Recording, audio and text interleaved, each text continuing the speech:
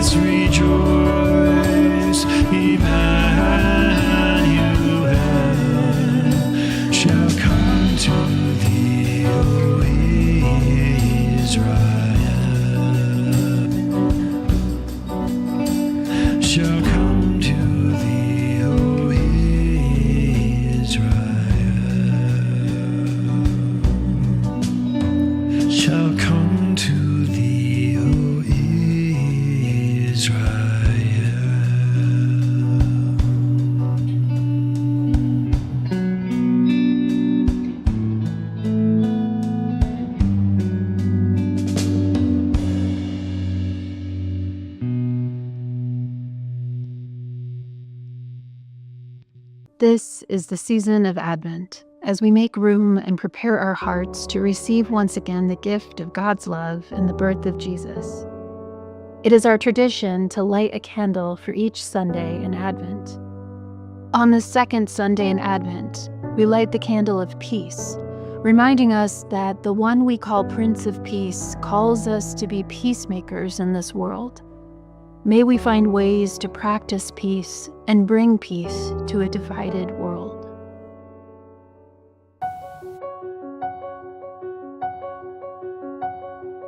I believe in the sun. I believe in the sun. Even when it's not shining. I believe in the sun.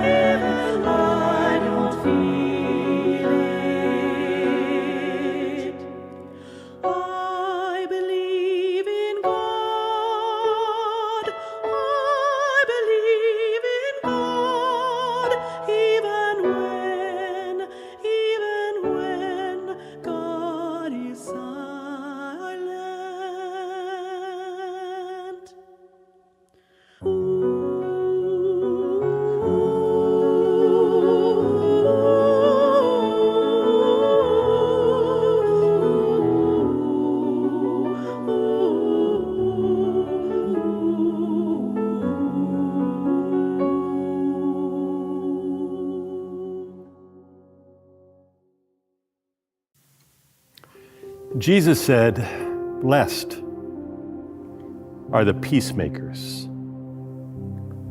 Here's the prayer, the peace prayer of St. Francis. Lord, make us instruments of your peace. Where there is hatred, let us sow love. Where there is injury, pardon. Where there is doubt, faith. Where there is despair, hope. Where there is darkness, light.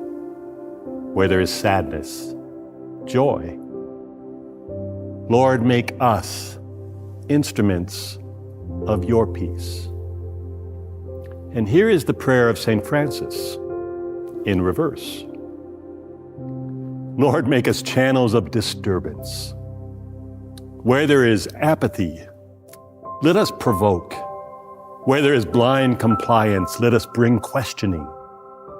Where there is silence, may we be your voice for justice and peace.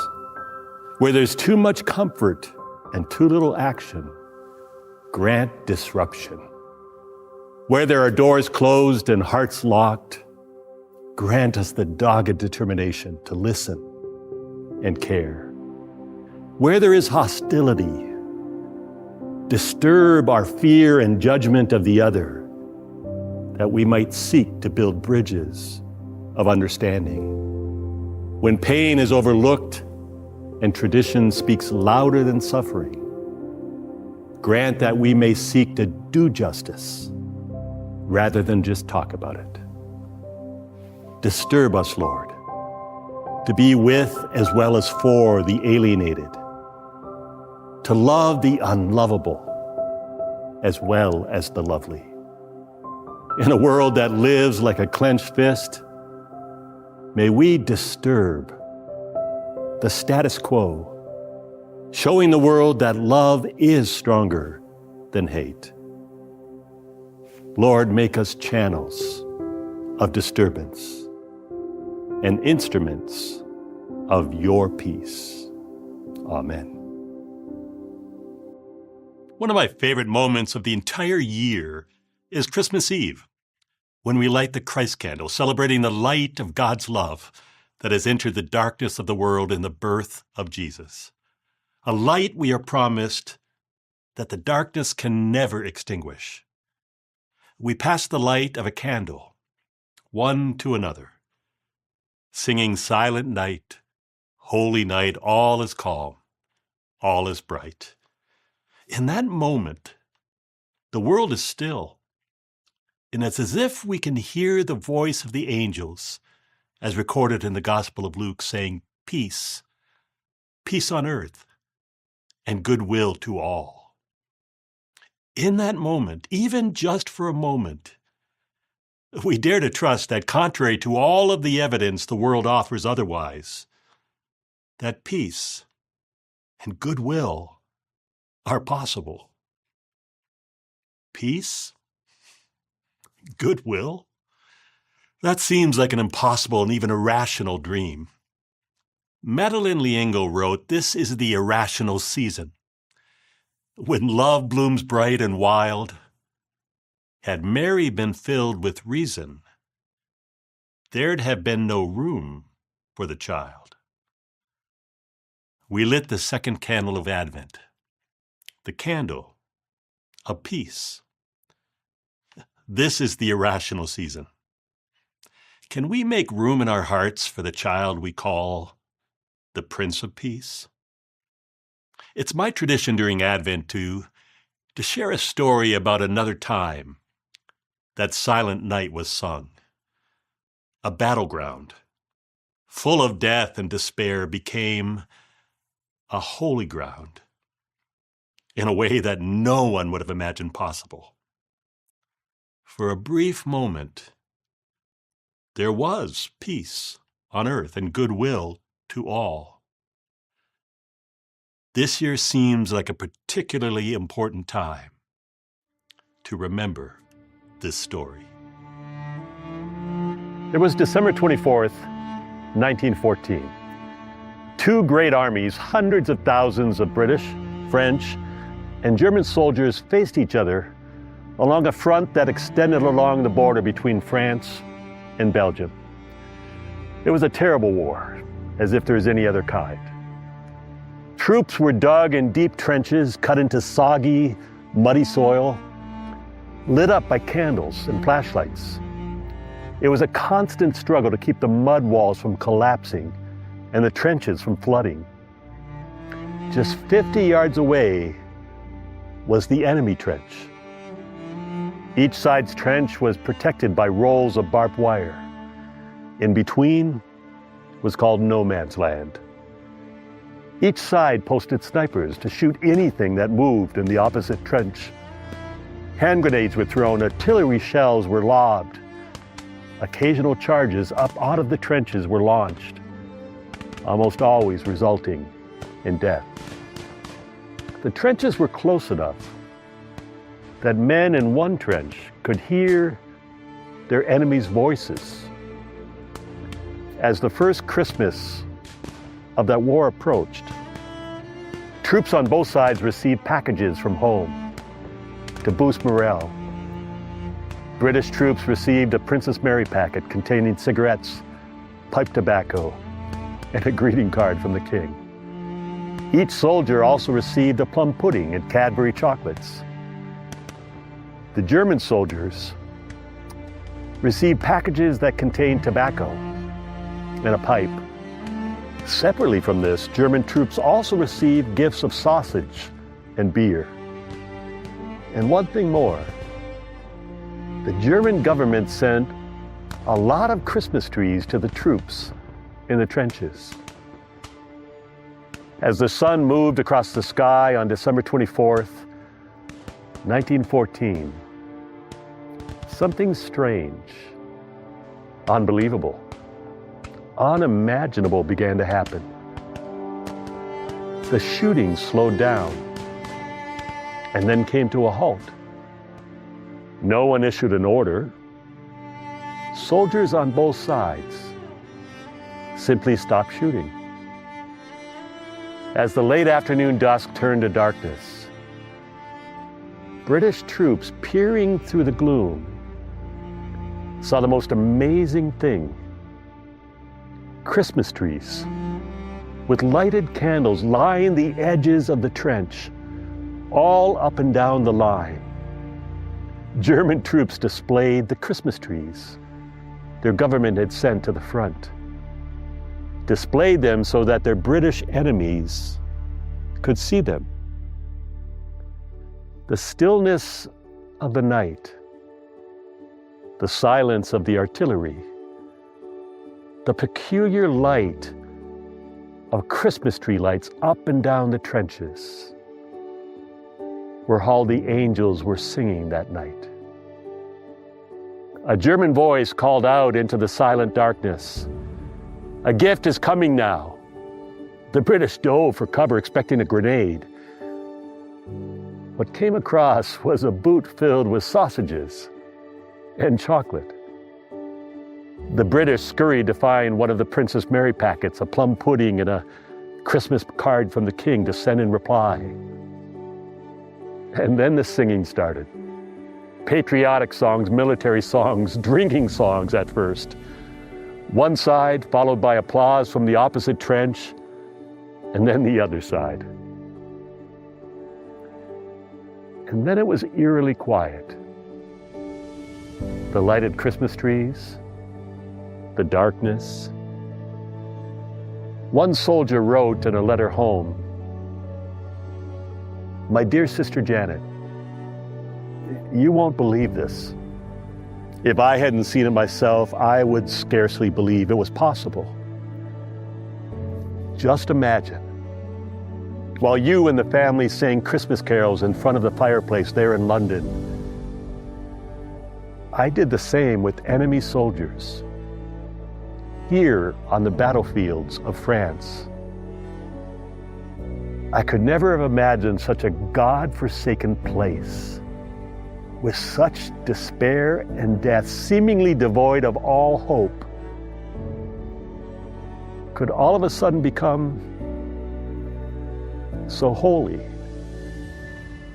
Yet it was as if the holiness swept over us, awakened something within us, and for a few moments, we didn't see each other as enemies. Into a darkness pierced only by the lit Christmas trees came a familiar sound from the German side of the trenches. Stille Nacht, heilige Nacht. A German soldier began singing, Silent Night, Holy Night. All up and down the Western Front it spread for miles and miles. Stille Nacht, heilige Nacht. All is calm, all is bright. The British troops were spellbound. Many joined the singing, and as they sang Silent Night together,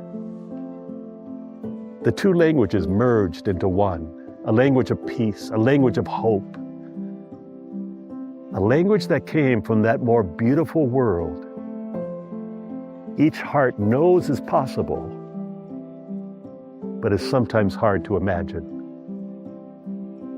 They continued to sing into the night, and as the sun rose on Christmas Day, voices from both sides shouted, "You no shoot, we no shoot." And brave soldiers emerged from both sides, unarmed, walked slowly, ever so cautiously, up out of the trenches into no man's land.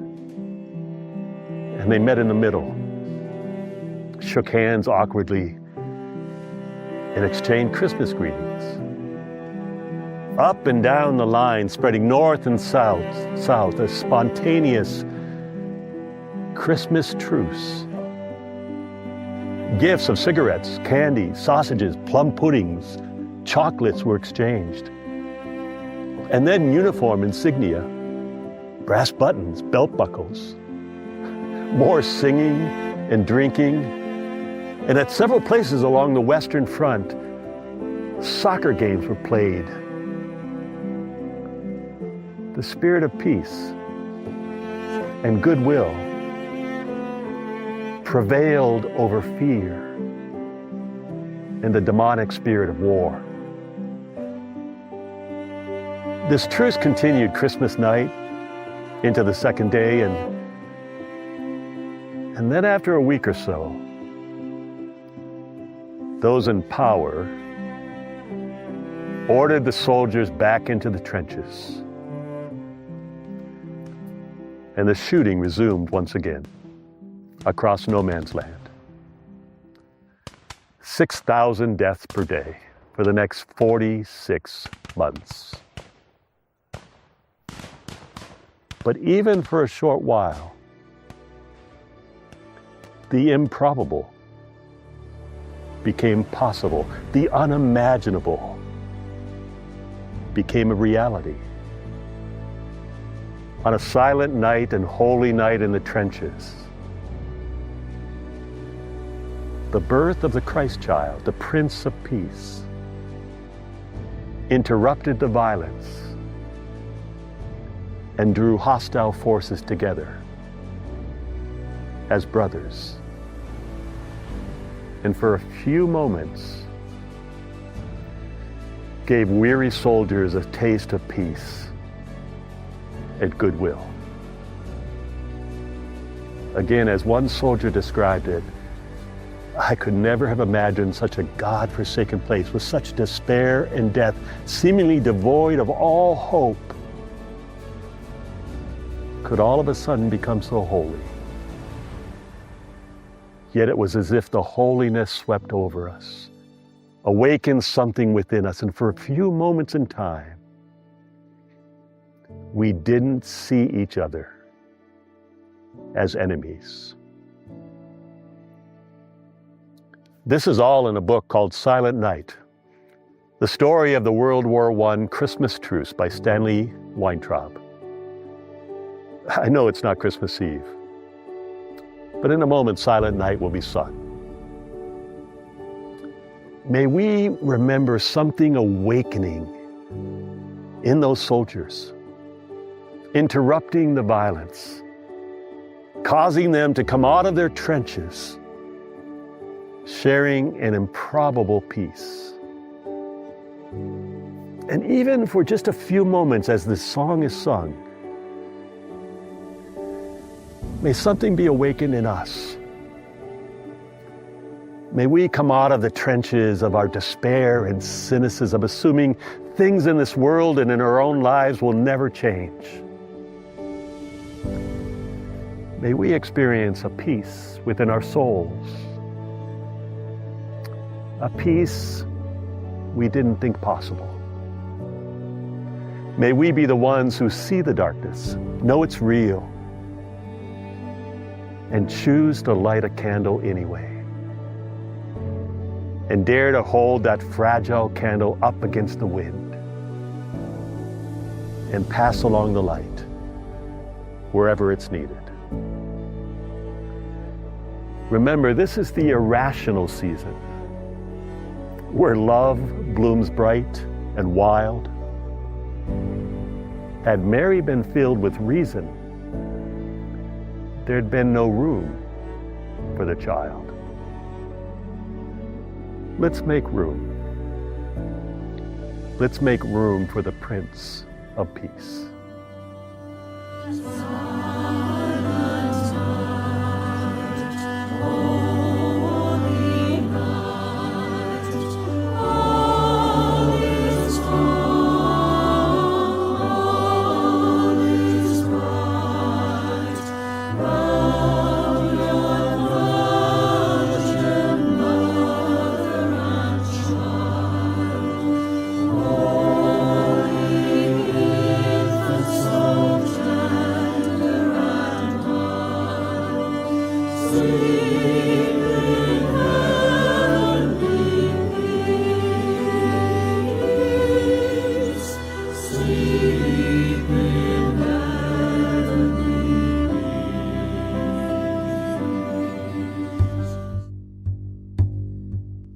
We come before you with hardships and fears. We lay down our burdens, Lord, draw us near. Blind to injustice, we've turned our eyes.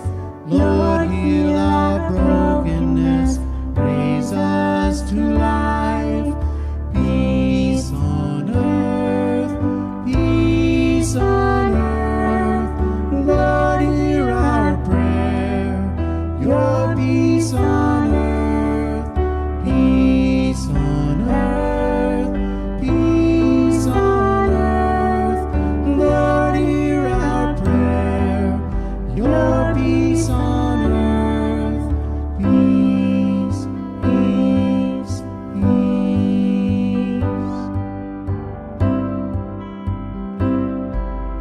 Jesus, our Savior, you've made us one. Walls of division torn down by love. Your grace has redeemed us, all in your sight.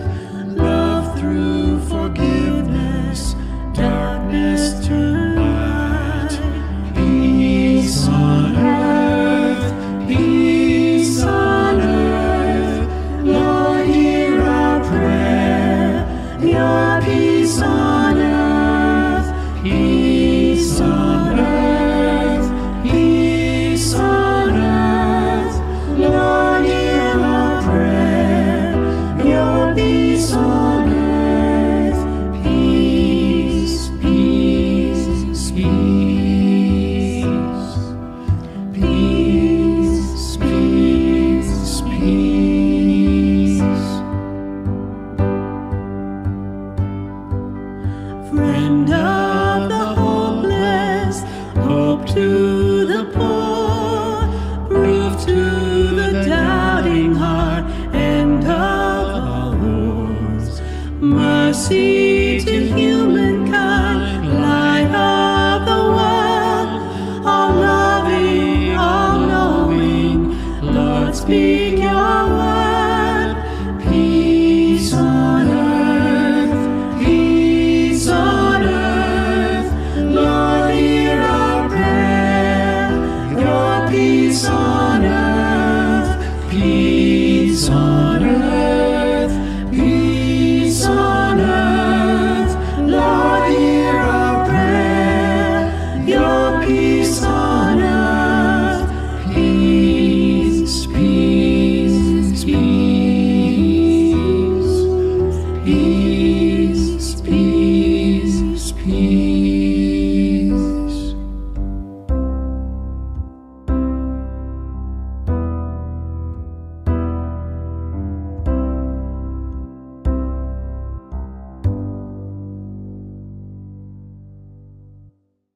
Madeline Ingalls said, "This is the irrational season, where love blooms bright and wild. Had Mary been filled with reason, there'd been no room for the child." May we come out of the trenches of our despair and cynicism, assuming things in the world and in our lives will never change. May we experience a peace within our souls we didn't think possible. May we shine a light into the darkest corners.